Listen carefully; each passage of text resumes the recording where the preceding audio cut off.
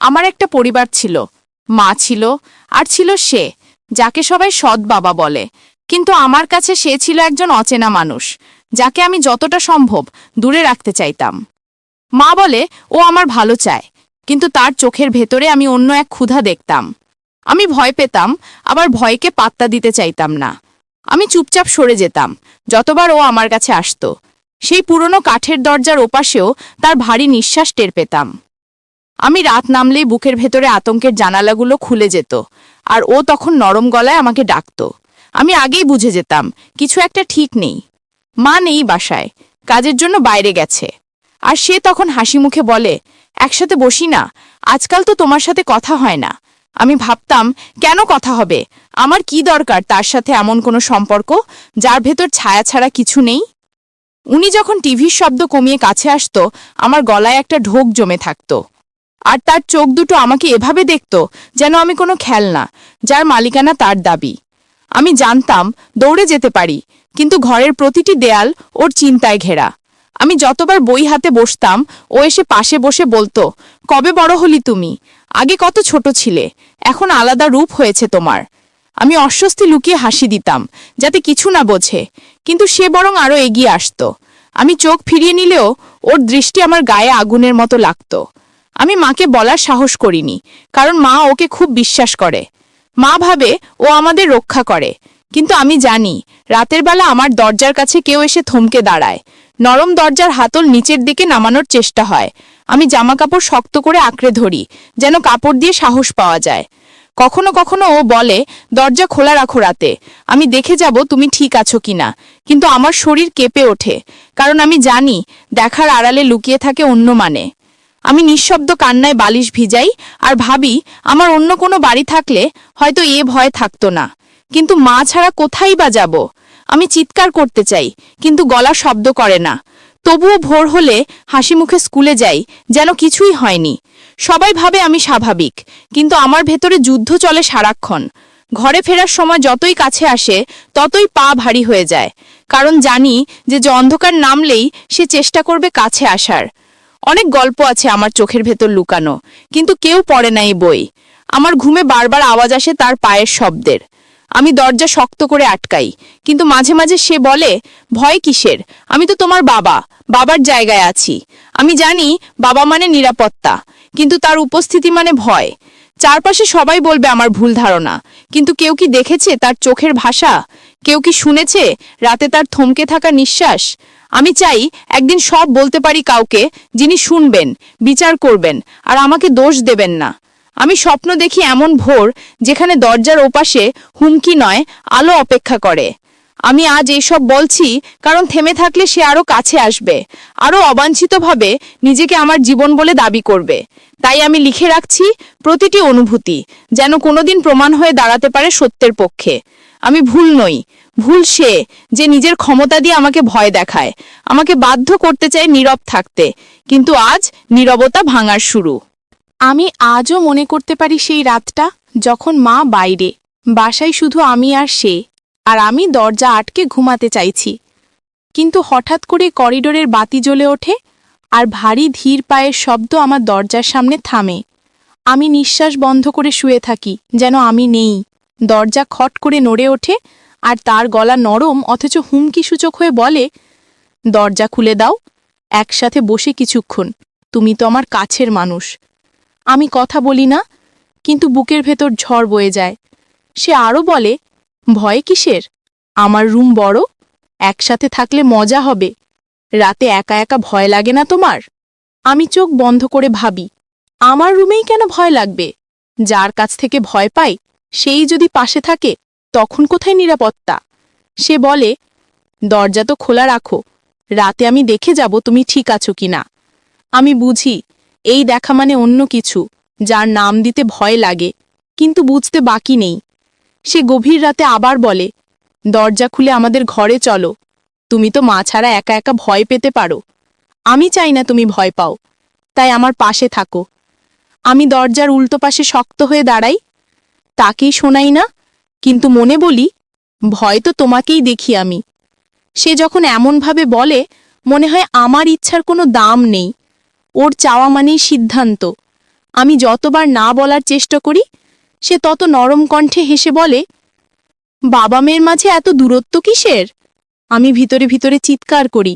বাবা মানে যা বোঝায় তার সাথে তার আচরণের কোনো মিল নেই। বাবা মানে আশ্রয়, কিন্তু সে মানে শিকারী। অন্ধকার আমার ঘরে যেন আরো ভারী হয়। দরজার ফাঁক দিয়ে আলো ঢোকে, আর আমি দেখি ছায়াটা নড়ছে ধীরে ধীরে।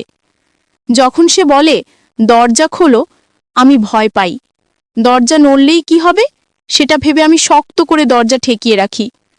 সে কিছুক্ষণ চুপ থাকে, তারপর বলে, যদি দরজা না খোলো আমি ভাবব তুমি আমাকে ভালোবাসো না। আমি ঘৃণা করে কাঁদি, কারণ ভালোবাসার নামে সে দাবি করছে অচেনা এক অধিকার। সে বলে, আমার রুমে আসো, না হলে আমি মন খারাপ করব। আমি ভাবি, তার মন রক্ষা করতে গিয়ে কেন আমার ভয় বাড়বে। আমি মাকে ফোন করতে যাই, কিন্তু মা তখন ব্যস্ত, আর বলতেও পারি না, কারণ মা ওকে খুব বিশ্বাস করে। মা ভাবতে পারে আমি অতিরঞ্জিত করছি। মা যদি আমার কথা না মানে তবে আরও ভেঙে পড়ব। তাই আমি অপেক্ষা করি রাত শেষ হওয়ার, দিনের আলো আসার অপেক্ষা করি। সে আবার বলে, আমি কোনায় শুয়ে থাকব, তুমি পাশে থাকো। এ ঘরে তো জায়গা আছে। আমি বুঝি তার জায়গা মানে আমার জায়গা চুরি করা। আমি উল্টো দিকে তাকিয়ে কান চেপে ধরি, যেন কোনো শব্দ না শুনতে হয়। কিন্তু শব্দগুলো দেয়াল ভেদ করে এসে পড়ে ভেতরে। সে বলে, আমি আরও কাছে আসব, তুমি যদি দরজা না খোলো। আমি কাঁপতে থাকি ভয় আর সন্দেহে। কখন রাত ভোল হবে আমি জানি না। সে চলে যাবে কিনা তাও জানি না। সে বলে, মা না থাকলে আমি তোমার খেয়াল রাখব। এ বাড়িতে তুমি আমার দায়িত্ব। আমি জানি দায়িত্বের আড়ালে লুকিয়ে আছে অন্ধকার ইচ্ছা, কিন্তু সরাসরি কিছু বলে না, তাই প্রমাণও নেই। আমি এতটা ভীত হয়ে পড়ি যে ভাবি, হঠাৎ দরজা খুলে ঢুকে পড়লে আমি কি করব। বই টেবিল বিছানা দিয়ে ঠেকালেও সে তো বড় শক্তিশালী। আমি শুধু চাই সূর্য উঠুক আর আলো দেখে সে দূরে যাক, যেন রাতের অন্ধকার তার আসল রূপ ঢাকতে না পারে। আমি মনে মনে বলি, কেউ আমাকে বাঁচাও। আমি কাউকে বলতে চাই, কিন্তু ভয় হয়। যদি বিশ্বাস না করে, যদি বলে এমন হতে পারে না। এই কথা বললে আমাকে দোষী ভাববে সবাই, কিন্তু সত্যি হলো আমি প্রতিদিনই লড়ছি নিজের ছোট্ট রুমের ভেতর। সে বলে, তুমি ভয় পাচ্ছ কেন? আমি তো তোমার আপনজন। তুমি না এলে আমার মন খারাপ হয়। আমি রাগ আর ভয় দাঁতে দাঁত চেপে বলি, আপনি দয়া করে যান, আমি এখন ঘুমাতে চাই। সে কিছুক্ষণ চুপ, তারপর বলে, ঠিক আছে, কিন্তু দরজা খোলা রাখো। আমি একটু পর দেখে যাব তুমি ঠিক আছো কিনা। আমি না করি আবার, কিন্তু আমার নাক এসে না শোনে। নিজেকেই জোরে জড়িয়ে ধরি, যেন শরীরের উপর আমারই অধিকার থাকে। অবশেষে তার পায়ের শব্দ ধীরে ধীরে দূরে যায়। আমি কান পেতে থাকি, আবার যদি ফিরে আসে সেই ভয়ে পুরো রাত কাঁপা শরীরে কাটাই। আমি জানি ট্রমা শুধু শব্দ না, এই ভয়ের অনুভূতি আমার প্রতিটা শ্বাসে লেগে থাকে। প্রতিটা রাতেই সে চেষ্টা করবে কাছে আসার। আমি ঠেকাবো যতদূর পারি, কারণ আমি জানি তার কাছে গেলে আমার নিরাপত্তা শেষ হয়ে যাবে। তাই রাতকে ঠেকিয়ে রাখছি আমি একা, অথচ এই অপরাধের বিরুদ্ধে দাঁড়াতেই হবে কোনো না কোনো দিন। তার পরের দিন আবারও ভয়ে আমি বলি, হ্যাঁ আমি রুমে থাকব। গলাটা ফ্যাকাশে হয়ে যায়। আমি মায়ের কথা ভেবে চুপ থাকি এবং নিজের ভয়ের কথা লুকাই। সে হেসে বলে, ঠিক আছে, আমি পাশে থাকব। আমার ভেতরে একটা ঠান্ডা ঢেউ নেমে আসে, কারণ পাশে থাকা মানে তার নজর আমার উপর এমনভাবে জড়াবে যা আমি মেনে নিতে চাই না। আমি চুপচাপ করেছি আর বলেছি, আমি ক্লান্ত আছি, আমি পড়ে থাকতে চাই। সে বলে, একসাথে থাকলেই ঘুম ভালো লাগে। আমার গলাটা শুকিয়ে আসে এবং আমি নিঃশব্দে মাথা নেড়ে হ্যাঁ বলি, যাতে মা না খেয়াল করে। আমি জানি এটা ভুল লাইন। আমার অন্তর ছিল চিৎকার করতে, কিন্তু চিৎকার গলা পেতেই ভয় পেয়ে যায়। আমি জানি সে না চাইলে ব্যক্ত করে কিছুই বলবে না, কিন্তু তার অঙ্গভঙ্গি, তার দৃষ্টি সব কিছু বলে দেয়। আমি কাঁপতে কাঁপতেই বালিশ আঁকড়ে ধরি এবং গোপনে তার ছায়া মাপতে থাকি। সে দরজা খুলে একটু প্রবেশ করে, মৃদু আওয়াজ ফেলে যাতে মা না জাগে। আমি শুয়ে থাকি এবং নিজের কণ্ঠকে নিভিয়ে রাখি, যেন কোনো শব্দ বের না হয়। সে আমার পাশে শুয়ে বলে, তোমার কি কোনো সমস্যা আছে? আমি বলি, নেই, ঠিক আছে, আর নিজের ভয় লুকিয়ে নেই।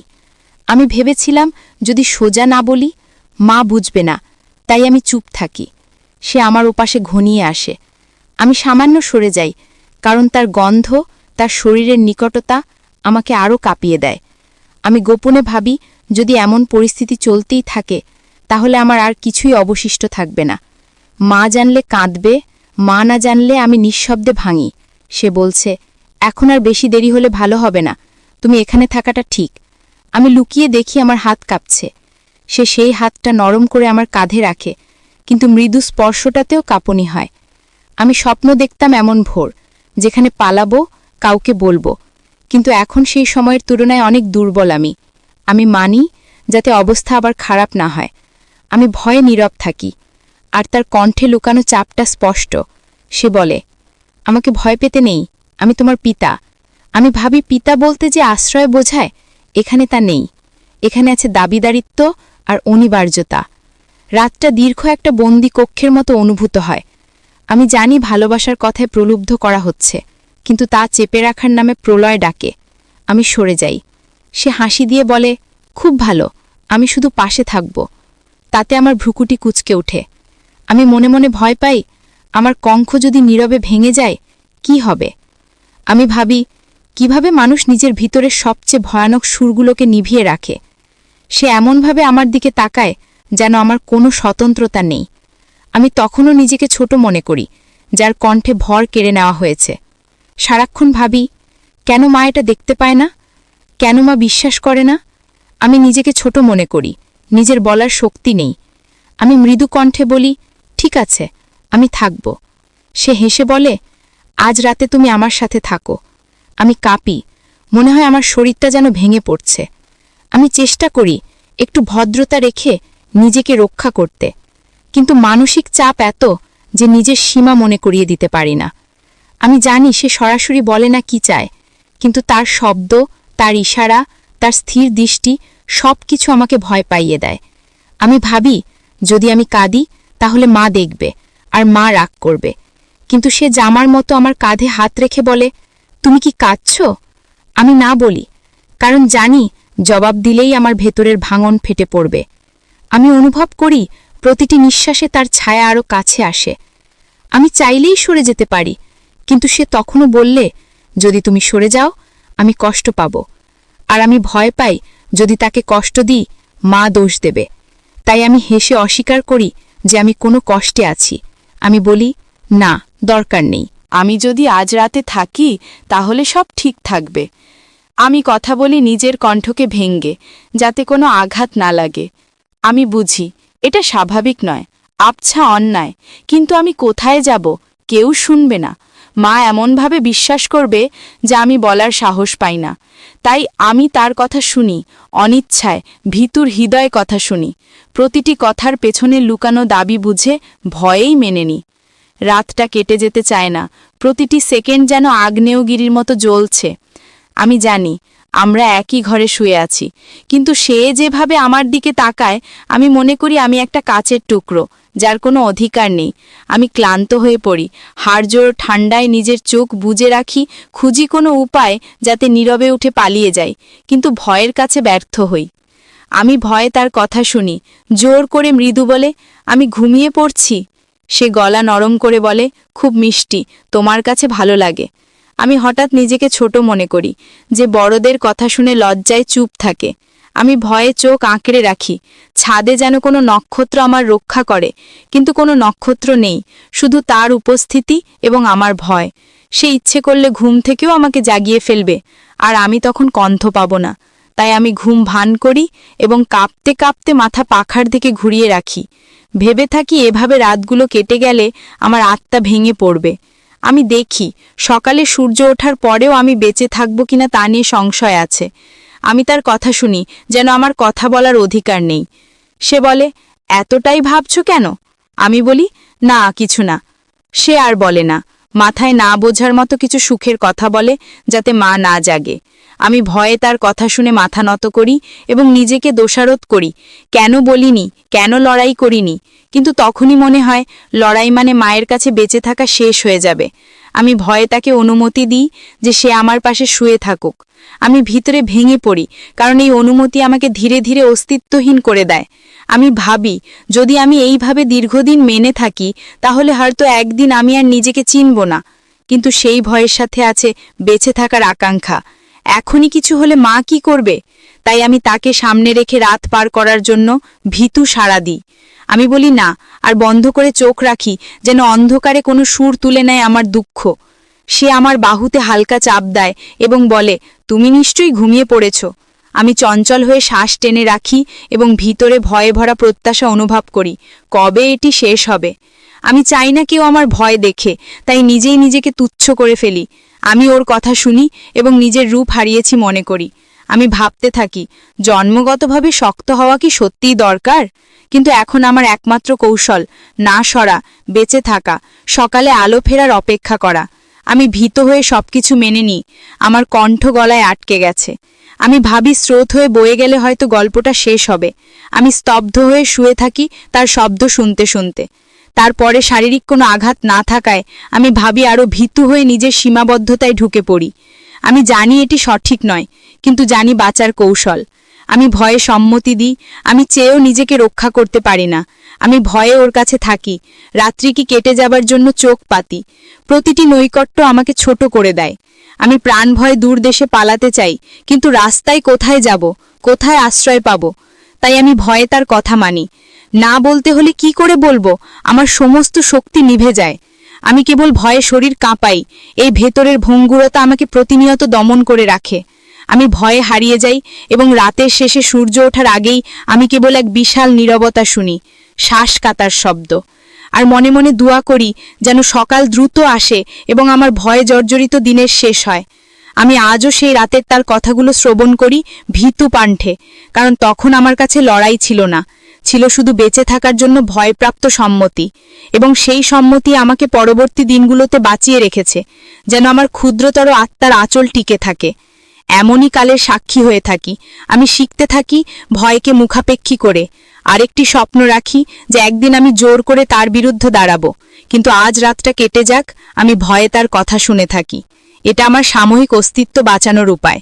আমি সেই রাতে দরজাটা ভালো করে আটকে রেখেও টের পাচ্ছিলাম ওর পায়ের শব্দ বারবার আমার দরজার সামনে থেমে যাচ্ছে। আমি চোখ বন্ধ করে ভাবলাম, শুধু সকালটা হও, আর কিছু চাই না। কিন্তু দরজার নিচে আসা অন্ধকার ছায়া আর নিঃশ্বাসের শব্দে অনুভব করলাম ও এখানে দাঁড়িয়ে শুধু অপেক্ষা করছে। কখন আমি ভুল করব, কখন দরজা খুলে ফেলব। বুকের ভেতর ধুকধুক বাড়তে বাড়তে মনে হচ্ছিল আজকের রাতই শেষ রাতে পরিণত হতে পারে। আর আমি ফোনটা হাতে নিয়েও কাউকে কল করার সাহস পেলাম না, কারণ ভয় হচ্ছিল যদি শব্দ হয়, যদি ও শুনে ফেলে। আমি মায়ের ছবির দিকে তাকিয়ে ফিসফিস করে বললাম, মা, আমি খুব ভয় পাচ্ছি। তুমি থাকলে আমি এভাবে কাঁপতাম না। হঠাৎ দরজায় টোকা, খুব আস্তে, কিন্তু অস্বাভাবিকভাবে লম্বা টোকা, যেন ইচ্ছে করে স্নায়ু ভেঙে দেওয়ার মতো। ও বলল, ঘুমাসনি এখনো? দরজা খোল। আমি থেমে গেলাম, নিঃশ্বাস বন্ধ হয়ে আসলো। আমি জানতাম দরজা খুললে সব শেষ। আমি বললাম, ঘুমিয়েছিলাম, কিছু লাগবে না। ও হেসে বলল, ভয় কিসের, আমি আছি তো। আমি কম্বলের নিচ থেকে জোরে ফোনটা ধরলাম, জরুরি নম্বরে প্রেস করতে চাইলাম, কিন্তু আঙ্গুল কাঁপছিল ভয় আর দুশ্চিন্তায়। দরজার হ্যান্ডেল নড়ল, আমার শিরদাঁড়ায় বরফ নামল। সে বলল, আমি দরজা খুলে দেখি তোমার অবস্থা। আমি ভেতরে বিছানা ঠিলে দিলে দরজা ঠেকবে কিনা হিসেব করলাম। সে বলল, আমি গুনছি, 1, 2, 3। আমি দাঁত চেপে রাখলাম কোনো শব্দ না করে। সে বলল, ঠিক আছে, আজ নয়, কিন্তু সকাল হলে আবার কথা হবে। দরজার সামনে থেকে ওর পায়ের শব্দ দূরে সরে যেতে শোনা গেল।